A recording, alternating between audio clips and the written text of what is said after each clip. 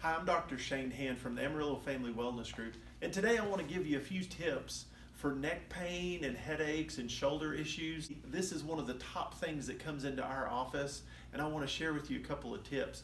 One of the things that we see most often are crazy headaches, and I'm surprised how often it's a headache that starts in the shoulder blade and it wraps around the side of their head and lands in their eye.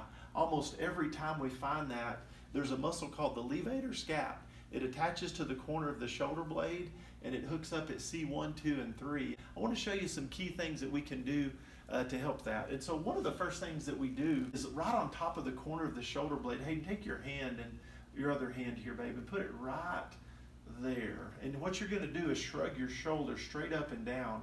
For some people, it's hard to push hard enough, and so pushing on that spot, going up and down 10 or 15 strokes, can you feel that, Hayden? It's a tender spot for a lot of people, and it causes crazy headaches. If you have someone to help you, have them put their finger right on top and then shrug that shoulder up and down. 10 or 15 strokes makes a huge difference. An ice pack for 10 minutes will always help that too. A good way to stretch that muscle, Hayden, I want you to tuck your hand under your leg. You tuck your hand under to hold the shoulder down. With your other hand, Hayden, put your head on top of your head here and pull straight across. Now look kind of down that way, and you'll feel that stretch right along that levator scap. It's an excellent stretch to help that, okay? Now sit back up here, Hayden. Part 2 to this would be to loosen the rhomboid muscles and the traps. And so what we actually do is we get a tennis ball, and we don't have a sock today, but you'll get against the wall, and if you have trouble controlling that thing, we'll put the tennis ball in a sock. And so Hayden will hold the sock with her opposite hand, and the tennis ball will hang. And the idea is to get against the wall, and you're going to roll up and down on the tennis ball, and you're looking for the most tender place. You'll find inside that shoulder blade, typically there's a trigger point. Once you find that tender spot, the trigger point, you're going to push in against it, Hayden, push against the wall, and then take this arm, and we're going to rock it back and forth 10 or 15 times. And you'll definitely feel that right where that ball is.